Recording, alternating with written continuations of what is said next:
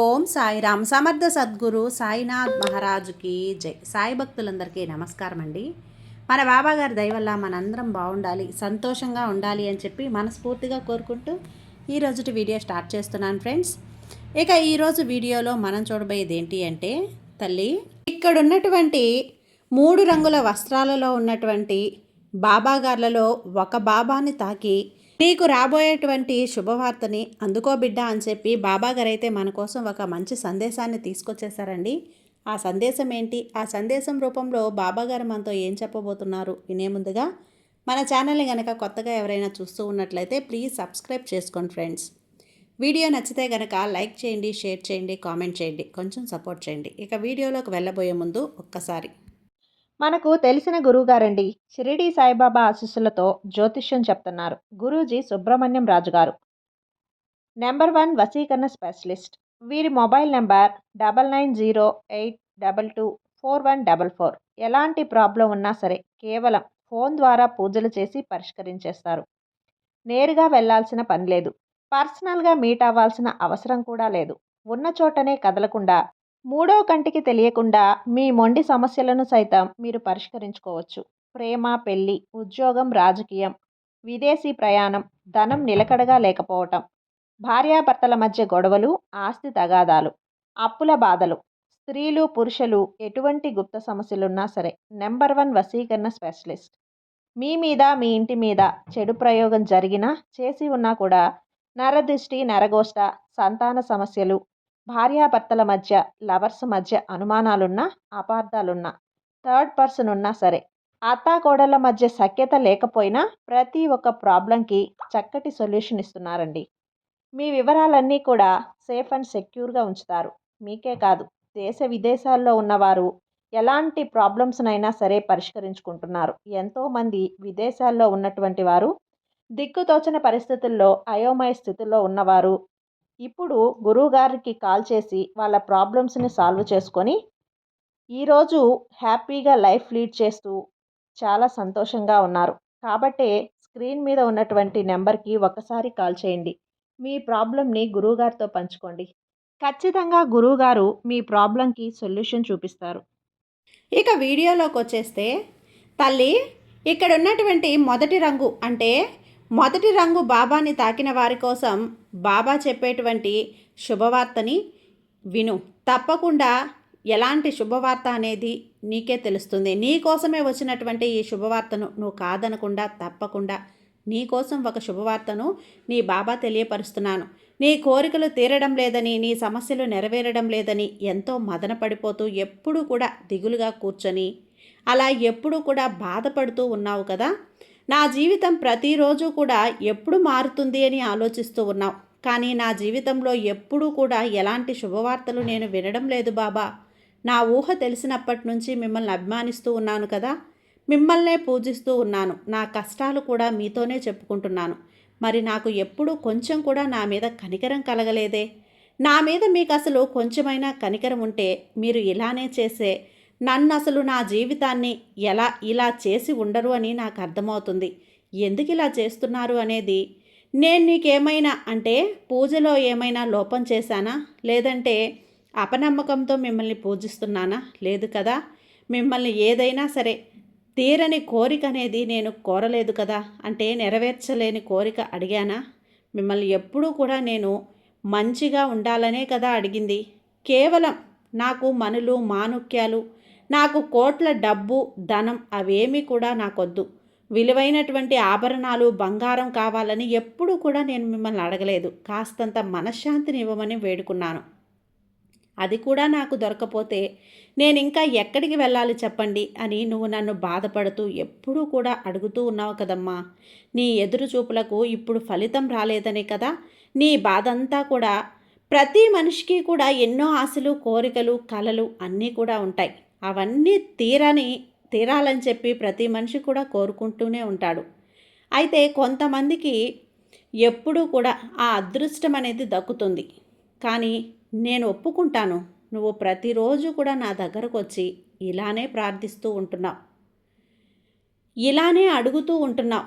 ఈ కష్టాలు ఇక నా వల్ల కావడం లేదు, నా కన్నీరు కూడా ఆవిరైపోతుంది, నా మనసంతా కూడా గందరగోళంగా ఉంది బాబా, అలా మారిపోతుంది అని చెప్పి చెప్తూ ఉన్నావు.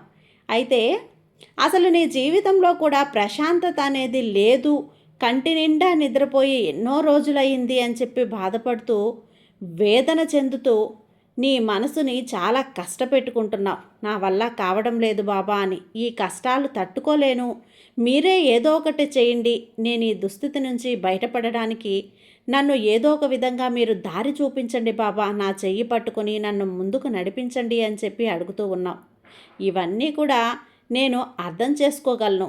నిన్ను నేను అన్నీ చూస్తూనే ఉన్నాను, అన్నీ కూడా వింటూనే ఉన్నాను. ఇక నీ బాధలు, కష్టాలు, కన్నీరు వీటన్నింటినీ ఎప్పుడూ కూడా నేను ఒక్కొక్కటిగా తీర్చడం, అలా చేయడం కోసమే నేను నీ ముందుకొచ్చాను. అవును, ఇప్పటి వరకు కూడా నువ్వు ఏదైతే కష్టాన్ని అనుభవించావో, ఏదైతే నష్టాన్ని చూసావో అవేవి కూడా ఇకపై నీకు అస్సలు గుర్తుకు రాకూడదే అని చెప్పి ఒక గొప్ప అదృష్టాన్ని నీకు అందిస్తున్నానమ్మా.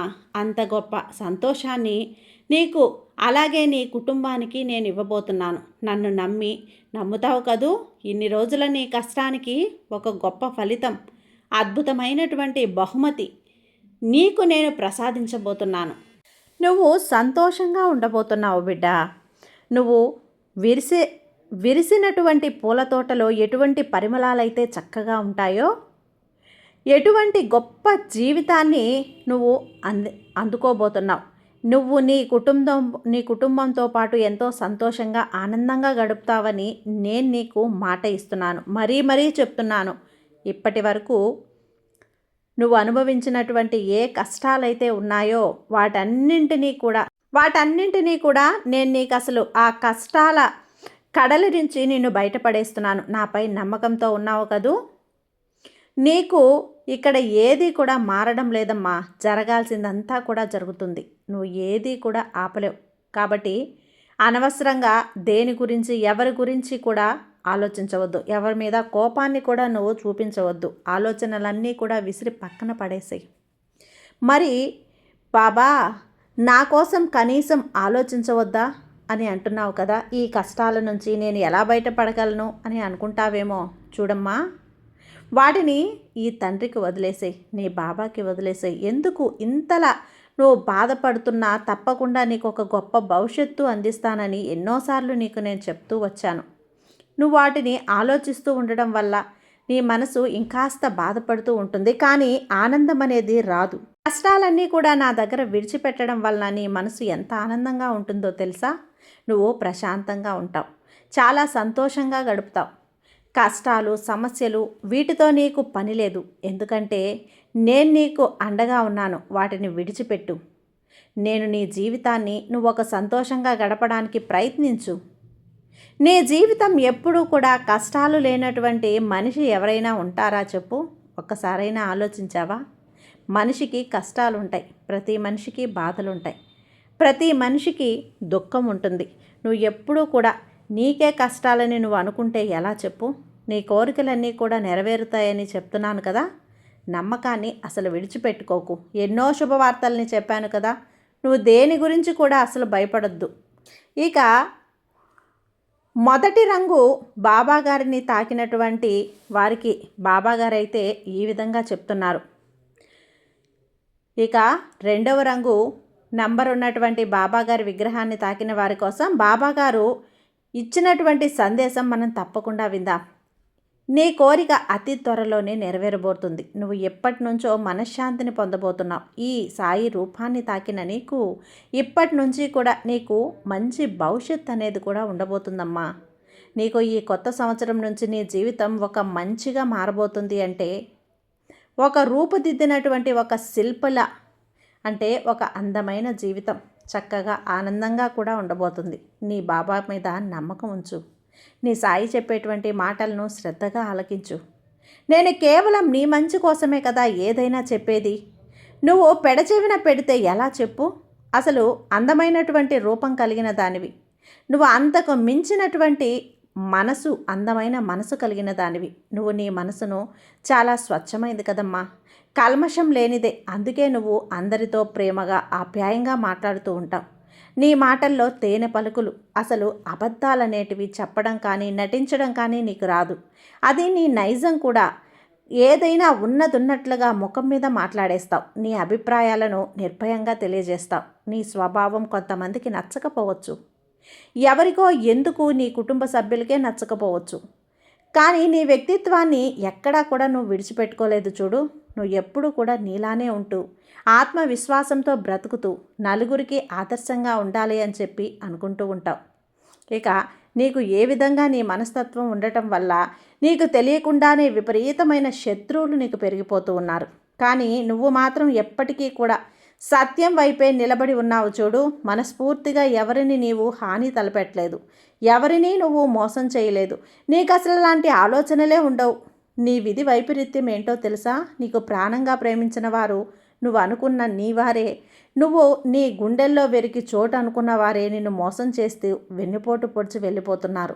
నీ అనుభవాల్ని కూడా నిన్ను మరింత ఎక్కువగా గాయపరుస్తూ ఉన్నాయి. నీ మంచితనాన్ని ఎవరూ కూడా అర్థం చేసుకోకుండా నీ మంచితనాన్ని, నీ మనసును అన్ని రకాలుగా వాడుకొని నిన్ను దూరం పెట్టేస్తున్నారు. నీ సున్నితమైనటువంటి మనసు వల్ల నువ్వు వాటి గురించి బాధపడుతూ ఉన్నావని నాకు తెలుసమ్మా. ఎదుటివారి కష్టాలు చూసి తట్టుకోలేనటువంటి నీకు కష్టం వస్తే ఎవరికీ చెప్పుకోలేని బాధపడుతూ ఉన్నావు కదా.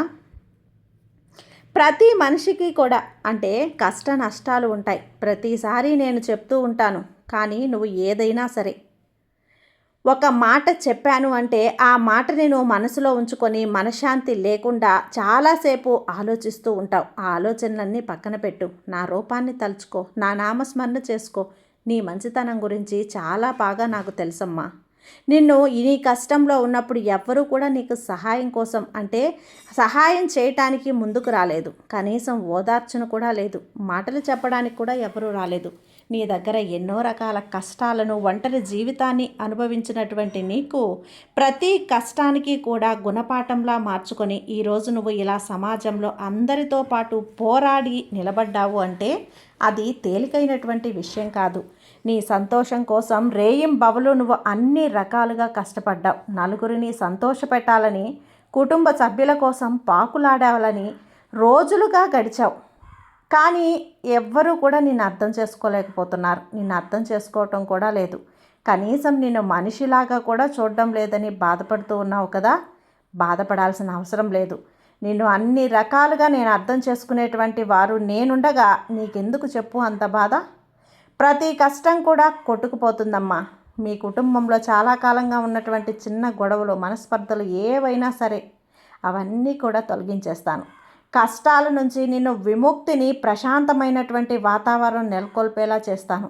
విశ్వంలో ఉన్నటువంటి సకల దేవతల యొక్క అనుకూలత నీకు కలిగేలా చేస్తాను. అదృష్టం కలిసి రాబోతుంది బిడ్డ. ఎప్పటి నుంచో ఆగిపోయినటువంటి పనులు కూడా నీకు జరగబోతున్నాయి. ప్రణాళికలు సైతం అన్నీ ఊహించని విధంగా పూర్తి చేస్తాను. సమాజంలో నువ్వేంటో తప్పకుండా నీకు గౌరవ ప్రతిష్టలు లభిస్తాయని నాపై నమ్మకంతో ప్రశాంతంగా ఉండు. శుభవార్తలన్నీ కూడా ఒకదాని తర్వాత ఒకటి నిన్ను పలకరిస్తాయి. నీ జీవితంలో జరగబోయేటువంటి ఈ మార్పులు నీకు ఒక కొత్త ఉత్సాహాన్ని ఇస్తాయి. ఇన్నాళ్ళుగా నిన్ను వెంటాడుతున్నటువంటి సమస్యలన్నీ కూడా తొలగిపోతాయి. నీకు అనుకూలంగా మారి నువ్వు పట్టిందల్లా బంగారం అయ్యే విధంగా ఈరోజు నీకు ఈ సాయి ఆశీర్వదిస్తున్నాను. ఇక 3వ రంగు దుస్తులు ధరించిన బాబా విగ్రహాన్ని తాకిన నీకు తల్లి, నేను ఎంత బాధపడతానో తెలుసా? అంతేకాని నా బిడ్డల్ని నేను ఎప్పుడూ కూడా అనవసరంగా బాధ పెట్టను. నేనే బాధ పెడతాను. నా బిడ్డలందరినీ కూడా నేను రక్షించుకోవటమే కదా నా బాధ్యత. నాకెప్పుడూ కూడా అంటే నేను ఎప్పుడూ కూడా తోడుగా ఉంటున్నానని చెప్పి నువ్వు నన్ను నమ్మి నన్నే అపార్థం చేసుకుంటావా? ఇప్పుడు నువ్వు కన్నీరు పెట్టుకోవద్దు. ఎందుకంటే కన్నీరు పెట్టుకుంటే గనక నువ్వు చాలా చాలా బాధపడాల్సి వస్తుంది. దిగులు కూడా పడద్దు. అసలు నీ బాబా నీకు తప్పకుండా ఉన్నాడు అనేటువంటి ఈ విషయాన్ని పూర్తిగా నమ్ము. నాపై విశ్వాసం పెంచుకున్న వారికి మీరెప్పుడూ కూడా నాకు అభిషేకాలు చేయాల్సిన అవసరం లేదు. రకరకాల పిండి వంటలు పెట్టాల్సిన అవసరము కూడా లేదు. హంగు హార్బాటాలతో పూజలు చేయాల్సిన అవసరం లేదు. శ్రద్ధ సబూరిని అలవర్చుకొని నన్ను ప్రేమగా ఆప్యాయతగా సాయి అని నామస్మరణ చేస్తే చాలు. ఒక విధంగా మనసుని కష్టపెట్టుకుంటూ ఉంటే నేను చూస్తూ ఉంటానని అనుకుంటున్నారు కదా. అసలు మీ మనసు ఎంత బాధపడుతుందో నీకేం తెలుసు? నీకున్నటువంటి కర్మ దోషాల వల్ల ఏర్పడినవే. నువ్వు తెచ్చుకున్నవన్నీ కూడా నువ్వు ఎదగకుండా ఉండడానికి కొన్ని నీకు అడ్డుగా వస్తూ ఉంటాయి. కానీ వాటిని అడ్డుకోవటం మరి నీ తరం కావటం లేదు కదా. కానీ వాటి ప్రభావం ఎక్కువగా లేకుండా నేను చేయగలిగింది నేను తప్పకుండా చేస్తూ ఉన్నాను.